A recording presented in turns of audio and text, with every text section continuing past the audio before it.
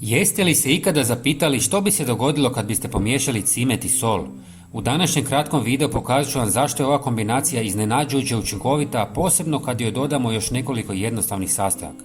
Za početak, potrebno je malo cimeta kojeg ćete usitniti u prah. Može poslužiti i onaj već mljeveni, ali svježe zdrobljen cimet daje jači miris i bolji učinak. Po želji možete ubaciti i malo sušene lavande ili mente, što kasnije donosi dodatnu korist. Iz iskustva mogu reći da sajsusi koje friško usitnimo uvijek daju kvalitetni rezultat. Prijatelji, napišite mi odakle me gledate. Stvarno bih volio to znati. Hvala vam. Dobiveni prah istresite u 300 ml vruće vode kako biste stvorili aromatičnu i koncentriranu tekućinu. Kada se malo ohladi, procijedite je kroz gazu da uklonite sitne čestice.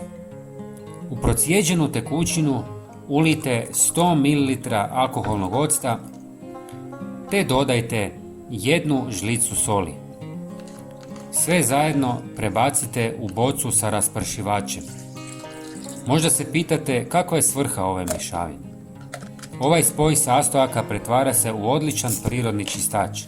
Cimet u kombinaciji s lavandom ili mentom ostavlja svjež miris i savršeno čisti sve površine.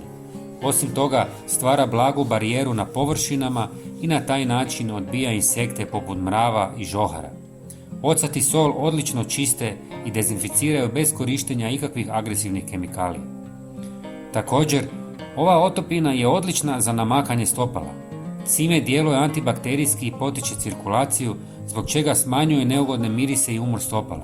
Ocat omekšava kožu i pomaže u uklanjanju mrtvih stanica, dok sol opušta mišiće i smanjuje ticanje. Menta daje osvježavajući učinak, hladi stopala i ublažava napetost nakon dugog dana. Čist dom, a noge ne smrde, i to bez kemikalija. Tko to ne bi poželio? Podijelite video s prijateljima i hvala vam što ste gledali. Pozdrav!